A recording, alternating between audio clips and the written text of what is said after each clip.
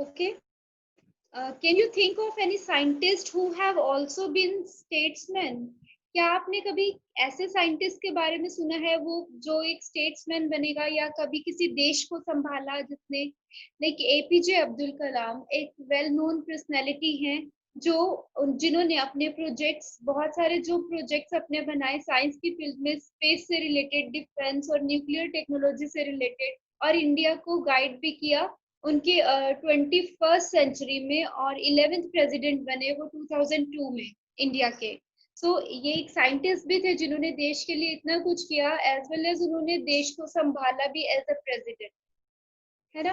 तो आज हम उन्हीं के बारे में पढ़ेंगे। उनका उनकी एक बुक है जिसमें से एक एक्सट्रैक्ट लिया गया है, माई चाइल्डहुड, जिसमें हम उनके बचपन के बारे में पढ़ेंगे कि वो कैसी फैमिली से बिलोंग करते थे, किस तरह के उनके पेरेंट्स थे, किस तरह उन्होंने बचपन में स्ट्रगल किया और कैसे उन्होंने एजुकेशन गेन किया, उनकी फैमिली में कौन कौन था, उनके फ्रेंड्स कौन थे, ये सारी चीजें आज हम उनकी फैमिली से रिलेटेड देखते हैं।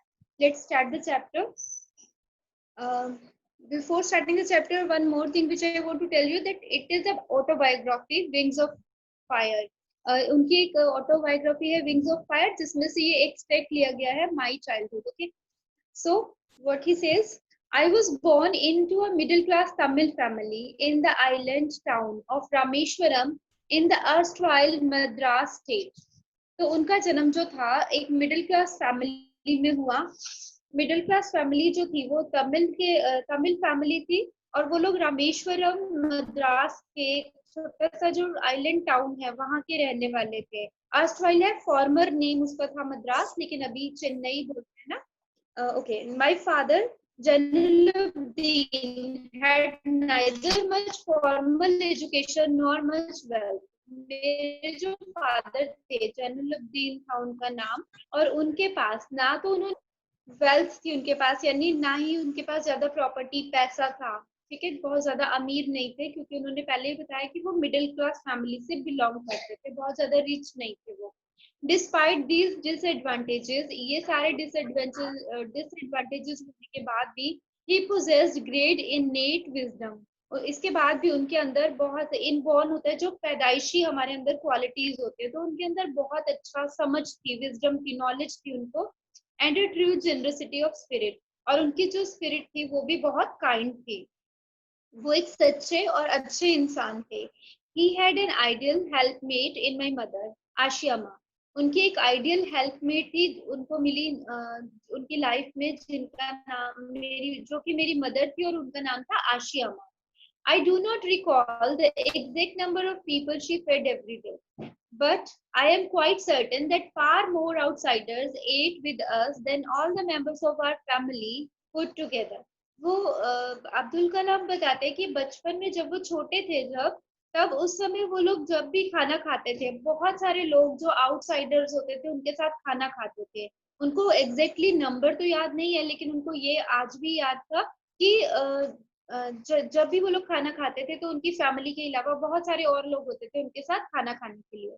आई was one of many children, a short boy with rather undistinguished looks, born to tall and handsome parents. मैं अपने बहुत सारे भाई बहनों में से एक था। अ शॉर्ट बॉय, एक छोटी हाइट का बॉय, मैं एक कम हाइट का एक बच्चा था जो कि उस लुक वाइज भी बहुत ज्यादा अच्छा नहीं था कि एकदम अलग से दिखता हो, लेकिन मेरे पेरेंट्स थे जो काफी टॉल और हैंडसम थे। We lived in our ancestral house. हम अपने पूर्वजों के घर में ही रहते थे, which was built in the middle of the 19th century, जो कि 19th century के बीच में बना हुआ था। It was a fairly large पक्का हाउस, ये एक बहुत ही बड़ा पक्का हाउस था, made of limestone and brick, जो कि लाइमस्टोन और ब्रिक से बना हुआ था, on the Mosque Street in Rameswaram. और हमारा घर जो था, जो 19th century में बना हुआ एक पक्का घर था, वो मॉस्क्यू स्ट्रीट में था, यानी मस्जिद के पास में ही था। My austere father used to avoid all inessential comforts and luxuries. मेरे जो फादर थे वो बहुत ही सिंपल स्ट्रिक्ट पर्सन थे, तो वो कभी भी ये पसंद नहीं करते थे कि घर में बहुत ज्यादा ऐशो आराम वाली चीजें हो, कंफर्ट्स, लग्जरियस थिंग्स हो। However, all necessities were provided for. लेकिन उनकी ये ड्यूटी जरूर थी, और या फिर वो ये जरूर मानते थे कि बच्चों के लिए जो जरूरी चीजें हैं वो उनको जरूर प्रोवाइड की जाए। और in terms of food, medicine और क्लोथ्स, जो जरूरी चीजें थी उनमें ये तीन चीजें थी: फूड, मेडिसिन और clothes. In fact, I would say mine was a secure childhood, both maternally and emotionally. यहाँ तक कि मैं ये बोल सकता हूँ कि मेरा जो चाइल्डहुड था, मेरा जो बचपन था, वो अगर पेरेंट्स को देखो तब और इमोशनली देखो तो बहुत ही सिक्योर था। हम लोग एक दूसरे से काफी अटैच्ड थे। The Second World War broke out in 1939 when I was 8 years old. जब सेकेंड वर्ल्ड वॉर ब्रोकआउट हुआ उस समय 1939 में मैं सिर्फ 8 साल का था। For reasons I have never been able to understand, a sudden demand for tamarind seed erupted in the market. पता नहीं क्यों, मैं आज तक नहीं समझ पाया कि क्यों अचानक से जो टेमरिंड सीड है यानी इमली के जो बीज होते हैं उनकी मार्केट में एकदम से नीड जो थी वो बढ़ गई है ना, डिमांड बढ़ गई। I used to collect the seeds and sell them to a provision store on mosque street. मैं अक्सर उन टैमरिंड सीड्स को इकट्ठे करता था और फिर जो मॉस्को स्ट्रीट्स में ही एक दुकान थी उस पे बेच देता था।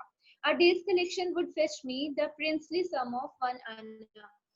और जब ये सारा जो बीज में दिन भर में कलेक्ट करता था सीड्स, उनको जब मैं बेचता था तो मुझे पूरे दिन के 1 आना मिल जाता था।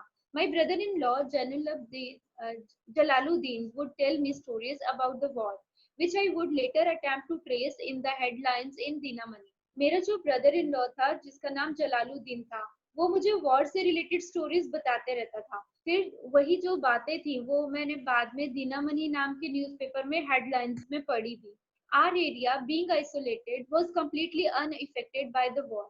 हमारा जो एरिया था वो काफी अलग था, मतलब बाकी जगहों से, इसलिए वहां पे जो वॉर का इफेक्ट है वो ज्यादा नहीं हुआ, वो अनअफेक्टेड रहा। But soon India was forced to join the Allied forces and something like a state of emergency was declared। फिर जल्दी ही इंडिया में अलाइड फोर्सेस में ज्वाइनिंग के लिए बोला जाने लगा। और फिर जो हमारा गई, जो पहली चीज जो मैंने सुनी थी वो क्या थी, जो पहली चीज जो मैंने ऑब्जर्व की थी वो क्या थी कि एक जो ट्रेन थी वो हमेशा रामेश्वरम स्टेशन पे आके रुकती थी, लेकिन उस ट्रेन ने वहां पे रुकना बंद कर दिया था, है ना। जो जो पहला इफेक्ट इस एरिया में आया वो ये था कि जो ट्रेन यहाँ से निकलती थी वो रुक कर जाती थी, लेकिन अब वो स्टेशन को छोड़ रही थी, वहां पे नहीं रुक रही थी। The newspaper now had to be bundled and thrown out from the moving train on the Rameshwaram road between Rameshwaram and Dhanushkodi। तो जो न्यूज़पेपर वहां पे डिलीवर करने के लिए उतारे जाते थे स्टेशन पे, अब जब ट्रेन नहीं रुक रही है तो वो ट्रेन में से ही बंडल्स में बांध बांध कर फेंके जाते थे रामेश्वरम रोड पे, जो कि रामेश्वरम और धनुषकोडी के बीच में पड़ती थी। That forced my cousin Samsudin, who distributed newspaper in Rameshwaram, to look for a helping hand to catch the bundles। अब उस समय जो मेरा कजन था शमसुद्दीन, जो न्यूज़पेपर डिलीवर करता था रामेश्वरम में, उसको जरूरत थी एक और पर्सन की ताकि वो नीचे कैच कर ले न्यूज़पेपर बंडल्स को। As if naturally I fill the slot. और फिर मैं फ्री था तो मैंने उसको हेल्प किया क्योंकि उसको एक हेल्पिंग हैंड की जरूरत थी। Shamsuddin help me earn my first wages. और शमसुद्दीन ही वो पर्सन था जिसने मुझे मेरी सबसे पहली कमाई करने में मदद की थी। Half a century later, I can still feel the surge of pride in earning my own money for the first time। Half century later मैं जो फील करता था, अपने आप में गर्व महसूस करता था कि अब मैं खुद अपने पैसे अपने खर्चे के लिए खुद से कमा पा रहा हूँ, है ना, मैं अर्न कर रहा हूँ।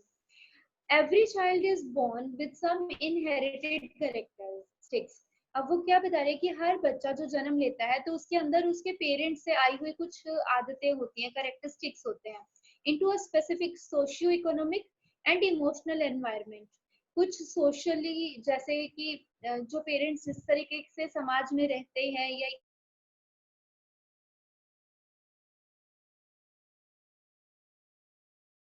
इकोनॉमिकली जैसे हैं, या फिर इमोशनल एनवायरनमेंट कैसा है, तो ये सारी चीजें बच्चा जो है अपने पेरेंट्स से सीखता है।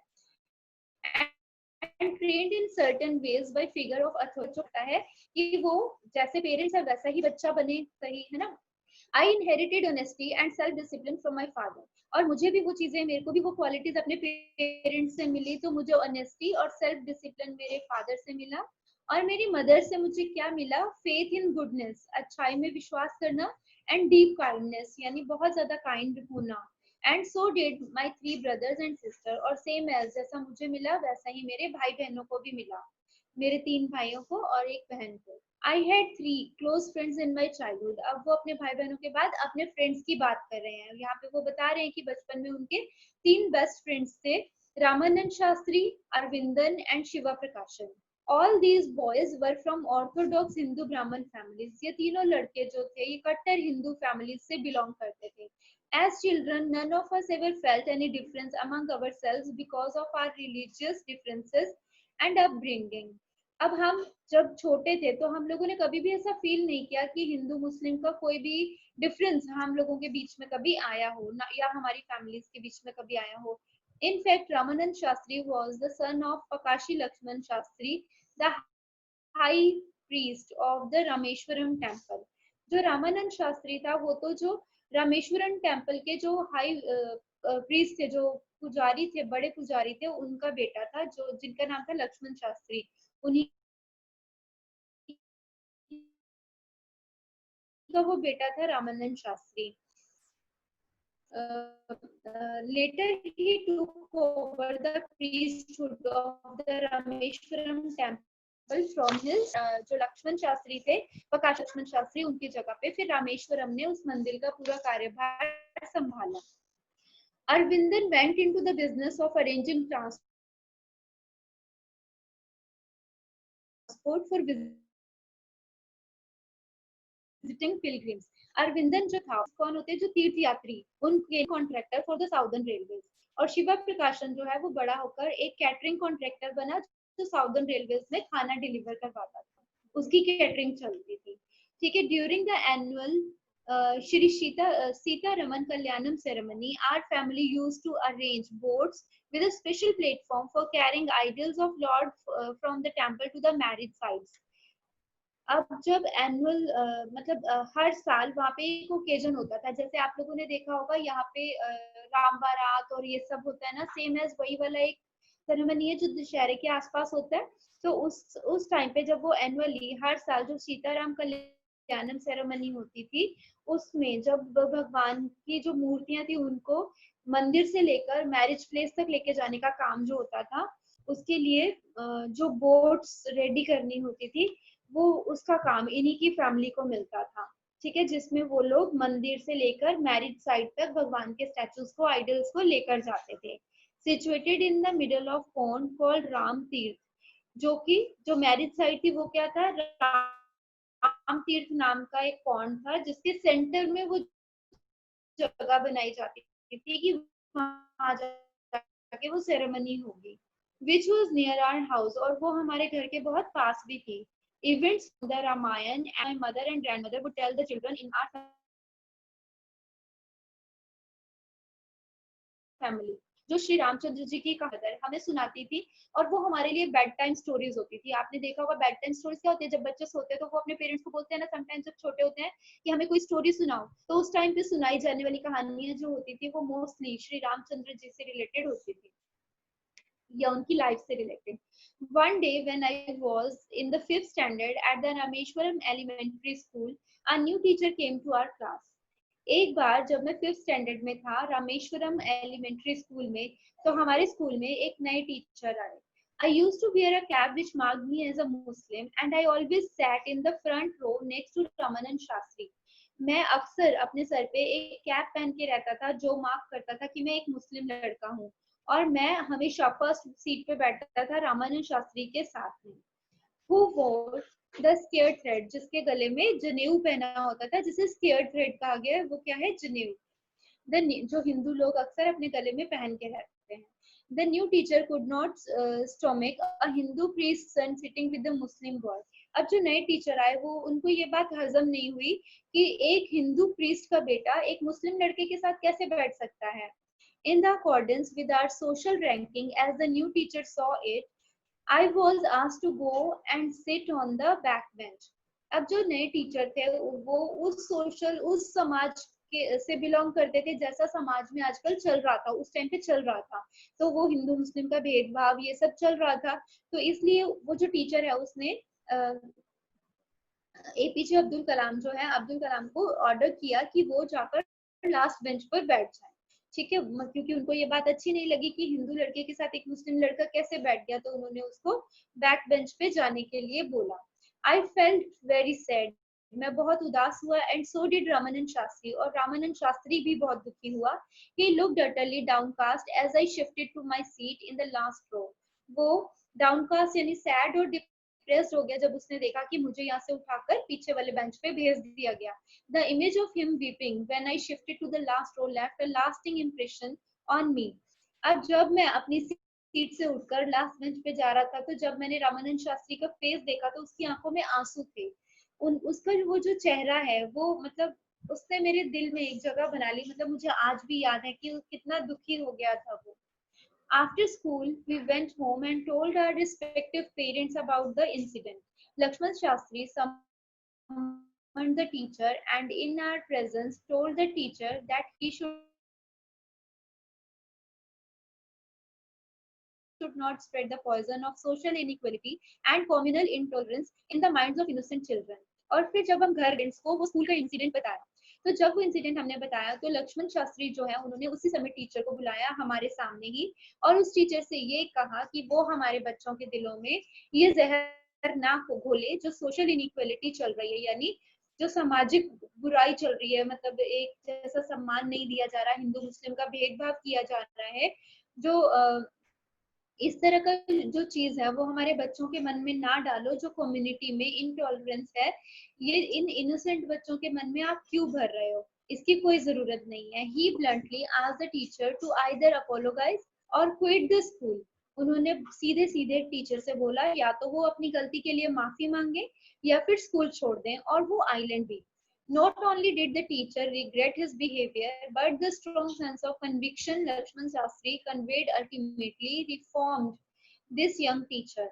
अब ना केवल उस टीचर ने शर्मिंदगी महसूस हुई, उनको पछतावा हुआ अपने बिहेवियर पे, बल्कि इस तरह के बिहेवियर को, कन्विक्शन होता है स्ट्रॉन्ग ओपिनियन और बिलीफ देखकर, वो जो टीचर था वो भी बदल गया। उनके मन में भी ये सारी चीजें खत्म हो गई, ये नफरत जो थी इनइक्वालिटी की वो खत्म हो गई।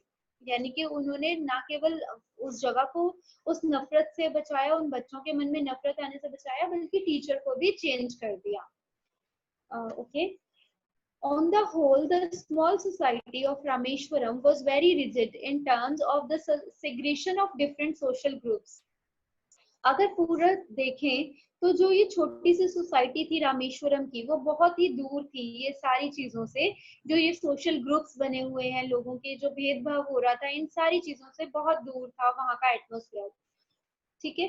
However, my science teacher Shiva Subramaniam Iyer, though an orthodox Brahmin with a very conservative wife, was something of a rebel.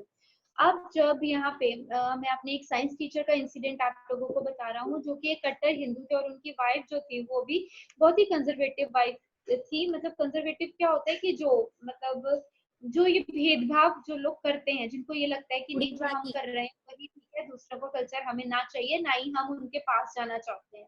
तो इस तरह की लेडी थी जो अपने आप में ही खुश थी, उसको किसी से कोई वो नहीं था, लेकिन वो दूसरे लोगों से नफरत करती थी। वो समथिंग ऑफ अ रिबल। तो उनके मन में कुछ ऐसा था कि वो भी उनके माइंड को चेंज करें। जैसे एकदम से उनके मन में आया कि नहीं, ये सोच जो मेरी वाइफ की है वो ठीक नहीं है, उसको चेंज करना चाहिए। So he did his best to break social barriers so that people of varying backgrounds could mingle easily. तो वो हमेशा ऐसी चीज करते थे कि वो जो सोशल बैरियर्स हैं, लोगों के मनों में जो दीवारें बनी हुई हैं, सामाजिक बुराइयां आ रही हैं, उन सबको खत्म करें और सभी लोगों को, चाहे वो किसी भी बैकग्राउंड का हो, एक साथ मिलाएं। मिंगल करना यानी मिला दें। तो फिर he used to spend hours with me and would say, वो अक्सर मेरे साथ कई घंटे बिताते थे और उन्होंने फिर बोला एक दिन, Kalam, I want you to develop so that you are on par with the highly educated people of the big cities. वो कहते थे कि कलाम, मैं तुम्हें मैं चाहता हूँ कि तुम खूब आगे बढ़ो, इतनी आगे बढ़ो कि उन लोगों के साथ खड़े हो जो इस दुनिया के हाईली एजुकेटेड पीपल हैं, जो बड़े बड़े शहरों से बिलोंग करते हैं। एक दिन ऐसा हो कि तुम इतने आगे बढ़ जाओ कि उनके साथ खड़े हो। One day he invited me to his home for a meal. तो वो टीचर जो थे उनके बारे में बहुत अच्छा सोचते थे, वो हमेशा ये चाहते थे कि वो एक ऊंचाई पे जाएं, क्योंकि वो कैपेबल थे, वो पढ़ने में बहुत अच्छे थे, तो वो चाहते थे कि ये एक एजुकेटेड पर्सन बने और काफी आगे बढ़े अपनी लाइफ में। तो एक दिन उन्हीं टीचर ने अब्दुल को अपने घर पे खाने के लिए बुलाया। His wife was horrified at the idea of a Muslim boy being invited to dine in her ritually pure kitchen. अब वो लेडी जो थी, जो उनकी वाइफ थी, वो घबरा गई इस बात से। उन्होंने कहा कि एक मुस्लिम लड़का कैसे हमारे घर खाने के लिए आ सकता है, वो भी मेरी पवित्र किचन में, जो एकदम रिचुअली प्योर है, जहाँ पे मेरा मतलब हम लोग पूजा पाठ करते हैं, एकदम रिचुअल सारी पूरी करते हैं। रिचुअली प्योर यानी kept protected from all outside influences, जहाँ पे मैं बाहर की कोई चीज को नहीं आने देती हूँ, जहाँ पे हमारे धर्म धर्म धर्म बसता है, या है ना, इस तरह का एकदम प्योर किचन है, और वहां पे आप मुस्लिम लड़के को बुला रहे हो, ऐसा नहीं हो सकता। She refuse to serve me in her kitchen, तो उन्होंने मना कर दिया कि नहीं, मैं किचन में नहीं आने दूंगी खाना खाने के लिए। Shiv Subramaniam Iyer was not perturbed, nor did he get angry with his wife, but instead served me with his own hands and sat down beside me to eat his meal. अब जब मैं उनके घर पे गया तो शिव सुब्रमण्यम जो थे, उन्होंने अपनी वाइफ की बात का बुरा नहीं माना कि वो किचन में खाना नहीं खाने देंगी या घुसने नहीं देंगी। तो उन्होंने इस बात का कोई बुरा नहीं माना, ना ही गुस्सा किया। बजाय इसके उन्होंने अपने हाथों से मुझे खाना सर्व किया, और जहाँ पे मुझे बिठा के खाना खिलाया गया, वहीं मेरे ही पास बैठकर उन्होंने भी खाना खाया। His wife watched us behind the kitchen door. उनकी वाइफ जो है हमें देख रही थी किचन के दरवाजे के पीछे से। I wondered whether she had observed any differences in any way I ate rice, drank water, or cleaned the floor after the meal.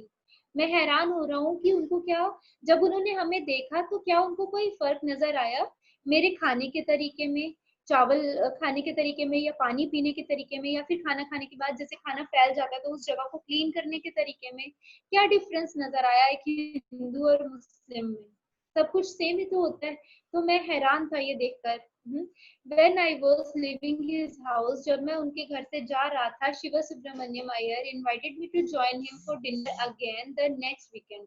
तो शिव सुब्रमण्यम जो थे उनके टीचर, उन्होंने, जब मैं घर से जा रहा था तब उन्होंने मुझे एक बार फिर से अगले हफ्ते वीकेंड पे डिनर के लिए वापस इनवाइट किया। ऑब्जर्विंग माई हेजिटेशन, जब उन्होंने देखा कि मैं हेजिटेट कर रहा हूँ, क्योंकि मैंने ये ऑब्जर्व किया था कि उनकी वाइफ को अच्छा नहीं लगा मैं उनके घर आया, तो मैं हेजिटेट कर रहा था, तो उन्होंने मुझसे कहा नॉट टू गेट अपसेट, कि तुम परेशान मत हो। सेइंग, उन्होंने ये कहा, once you decide to change the system, अगर आप एक बार डिसाइड कर लेते हो किसी भी सिस्टम को चेंज करने का, such problems have to be confronted, तो आपको ऐसी मुश्किलों का सामना तो करना ही पड़ता है। When I visited his house the next week, तो फिर जब मैंने अगले हफ्ते उनका घर विजिट किया, Shiva Subramaniam मनिया's Ayer's wife took me inside her kitchen and served me food with her own hands. तो इस बार वो मुझे अपने साथ, तो उनकी वाइफ जो थी, अपने साथ किचन में लेकर गई और उन्होंने अपने हाथों से मुझे खाना सर्व किया। Then the second world war was over, अब वो टाइम था जब सेकेंड वर्ल्ड वॉर जो है वो खत्म हो चुकी थी, and India's freedom was imminent. अब इंडिया जो था उसकी जो फ्रीडम थी वो अब निश्चित थी। Indians will build their own India, अब इंडियंस जो थे वो अपना अपने तरीके का एक भारत जो है वो बसा सकते थे, ये गांधी जी ने डिक्लेयर कर दिया था। The whole country was filled with an unprecedented optimism, अब जो सारी कंट्री थी उसमें जो अनप्रेसिडेंट यानी कि अब वो आगे बढ़ने का सोच सकते थे, उनके अंदर एक सकारात्मक सोच आ गई थी कि हम अब अपने तरीके से अपने भारत में जी पाएंगे, हमारे ऊपर किसी का भी शासन नहीं होगा, कोई भी हमें रूल नहीं करेगा, हम अपने तरीके से अपनी चीजें बना पाएंगे। I asked my father for permission to leave Rameshwaram and study at the district headquarters in Ramanathapuram. इस बार मैंने अपने, जब ये सब कुछ सॉर्ट आउट हो गया, वर्ल्ड वॉर फिनिश हो गई, तो मैंने अपने फादर से बोला कि मुझे परमिशन दीजिए कि मैं रामेश्वरम छोड़ के आगे पढ़ाई करने के लिए डिस्ट्रिक्ट हेडक्वार्टर्स में, जो कि रामनाथपुरम था, वहां जाकर पढ़ाई कंटिन्यू करूं। तो he told me as if I thinking aloud, तो उन्होंने मुझे कहा जैसा कि मैं बड़ा सोच रहा था, तो उन्होंने मुझे कहा, Abdul, I know you have to go away to grow, मैं जानता हूँ कि तुम्हें आगे बढ़ने के लिए ये जगह छोड़नी पड़ेगी, यहाँ से आगे जाना पड़ेगा। Does the seagull not fly across the sun alone and without a nest? क्या अगर सीगुल जो होता है, जो सीगुल क्या होता है, जो समुद्र में अकेले उड़ता है, वो बर्ड है ना, ऐसे बर्ड हैं जो समुद्र में दिखाई देते हैं, तो सीगुल क्या अकेला इतना ऊपर नहीं उड़ता कि सूरज को छूने के लिए, यानी कि आसमान में, खुले आसमान में एकदम अकेले बिना किसी नेस्ट के, क्या वो अकेले सरवाइव नहीं करता? तो तुम भी कर सकते हो। तो ये उन्होंने क्यों एग्जाम्पल दिया? क्योंकि अब अब्दुल का जो घर था वो तो छोटी सी जगह में था, है ना, तो वहां से उसे छोड़ के अगर आगे बढ़ना है, तो इसलिए उन्होंने कहा कि जैसे सीगुल है वो अकेला ही अपना रास्ता तय करता है, अगर उसे आगे जाना है, एक समुद्र को पार करना है, तो सेम एज, क्योंकि अब समुद्र में कोई पेड़ तो नहीं होते जहाँ पे वो नेस्ट बना ले, तो बिना किसी नेस्ट पे अगर वो अपनी लंबी उड़ान भर सकता है, तो तुम क्यों नहीं। He quoted Khalil Gibran to my hesitant mother, तो उन्होंने मेरे मदर जो कि सकुचा रही थी उनको ये बोला, your children are not your children, मतलब उन्होंने खलील गिब्रन की एक जो बोली हुई बात थी वो बोली कि तुम्हारे बच्चे सिर्फ तुम्हारे बच्चे नहीं हैं, they are the sons and daughters of life longing for itself, वो हमारे, they are the sons and daughters of life longing for itself, तो वो जो बच्चे हैं, बेटे हैं या बेटियां हैं, उनकी लाइफ जो है, उनकी अपनी लाइफ भी है, उनको अपने तरीके से भी जीना है, जो वो बनना चाहते हैं उनको वो करना है। दे कम थ्रू यू, वो तुम्हारे से तो आए हैं, उन्होंने जन्म लिया है तुमसे, बट नॉट फ्रॉम यू, मतलब तुम्हारे लिए तुम्हारे द्वारा तो वो आए हैं, पर नॉट फ्रॉम यू, तो पर तुमसे नहीं। You may give them your love, तुम उन्हें अपना प्यार तो दे सकती हो, बट नॉट योर थॉट्स, पर तुम उनके ऊपर अपने थॉट्स को थोप नहीं सकती हो। मतलब हम, हमारे बच्चे जो होते हैं, हम चाहते हैं ना कि वो हमेशा आगे बढ़े, तो हम उन्हें फाउंडेशन में नहीं रख सकते। अगर आप सोचो एक बर्ड है, अगर वो बर्ड कहे, ये सोचे कि मेरा बच्चा सेफ नहीं है, अगर वो बाहर अकेला जाएगा, तो क्या वो लाइफ में कभी उड़ पाएगा? वो अपने बच्चे को उड़ना सिखा ही नहीं पाएगा, है ना। तो अगर उसको पता है कि अगर मेरे बच्चे को मैंने आगे बढ़ाना है, उसे इंडिपेंडेंट बनाना है, तो उसे खुले आसमान में उड़ने देना पड़ेगा। सेम एज जो पेरेंट्स है, वो बच्चों को बांध के नहीं रख सकते, उनको भी आगे बढ़ने का मौका देना पड़ता है बच्चों को, है ना। अब जैसे आप लोग हो, अब 10th 12th आप लोग यहाँ पे कर लोगे, लेकिन फिर भी उसके बाद हायर स्टडीज के लिए तो आपको यहाँ से बाहर निकलना पड़ेगा ना। सेम एज वो एक छोटी जगह पे रहते थे, तो उनको भी वहां से आगे वो समझा रहे हैं अपनी वाइफ को कि हमारे बच्चे जो हैं, उन्हें जन्म तो हमने दिया है, लेकिन हम अपनी चीजें उनके ऊपर थोप नहीं सकते, अपने विचारों को नहीं थोप सकते। हमने उन्हें जन्म दिया है, लेकिन लाइफ उनकी अपनी है, तो उनको उनके तरीके से जीने दो। You may give them your love, आप उन्हें अपना प्यार तो दे सकते हो, बट नॉट योर थॉट, पर अपने विचार उन पे नहीं थोप सकते। For they have their own thoughts, क्योंकि उनके पास उनके अपने विचार हैं, अपनी लाइफ में आगे बढ़ने के, अपनी लाइफ में आगे जीने के, कुछ बन दिखाने के, कुछ कर दिखाने के, है ना। So students, this was the chapter about Abdul Kalam's life which we have read. So if you have any query now, you can ask that one by one by raising your hands up. You can ask me. Okay, Anjali. Ma'am, जो अब्दुल कलाम के father थे, Anjali, you can ask. वो उनका मुस्लिम बेटा, your की voice is not majority. coming. Ma'am, जो अब्दुल कलाम के जो फादर थे, जैनुलब्दीन अब्दुल कलाम, वो प्रोफेशन थे। अंजलि, आपकी आवाज बहुत स्लो है। I am not getting that properly. Can you please repeat? Ma'am, मैं ये पूछ रही हूँ कि जो अब्दुल कलाम के फादर थे, वो प्रोफेशन से क्या थे? अब्दुल कलाम के फादर प्रोफेशन से क्या थे? नहीं बेटा, अब्दुल कलाम के जो फादर थे, वो इस चैप्टर में तो क्लियरली नहीं दिया, लेकिन उनका जो ये था ना, बोट्स वगैरह वो उस समय अरेंज करते थे, ये बताया गया है यहाँ पे कि जब भी कोई एनुअली, उस समय वो बोर्ड्स अरेंज करते थे। क्लियरली नहीं दिया गया, ये बताया गया कि वो एक सच्चे इंसान थे। लेकिन उनके बारे में एक और जगह जो रीड किया है, उसके अकॉर्डिंग ये था कि जैसे वो नमाज पढ़ने जाते थे ना, तो नमाज पढ़ के जब वो बाहर निकलते थे मस्जिद से, तो लोग उनका वेट करते थे वहां पे, और लोगों के पास बाउल्स होते थे जिनमें पानी भरा रहता था। तो जब वो बाहर निकलते थे तो वो अपना हाथ जो मतलब अपना कोई मंत्र जपते थे, जैसे कोई भी बीमारी ठीक हो जाती थी उससे, वो पानी में हाथ डालते थे या टच करते थे उस वाटर को, कोई भी मंत्र जाप करके, जैसे हम लोग मंत्र पढ़ते थे तो वो जो भी अपना पढ़ते होंगे तो वो टच करते थे उस वाटर को, तो वो होली वाटर हो जाता था जिससे बीमारियां खत्म होती थी। तो इस तरह का कुछ था उनका वर्क, लेकिन उनके प्रोफेशन को यहाँ पे डिस्क्राइब नहीं किया गया, कुछ भी डिटेलिंग नहीं है। ओके, ठीक है ma'am. Fine. Any other question? Rakhi, yes बेटा। मैम जो अलाइड फोर्सेस होते हैं मैम, वो आर्मी वगैरह होते हैं या फिर दूसरी फोर्सेस होते हैं? I'm not getting, can you repeat?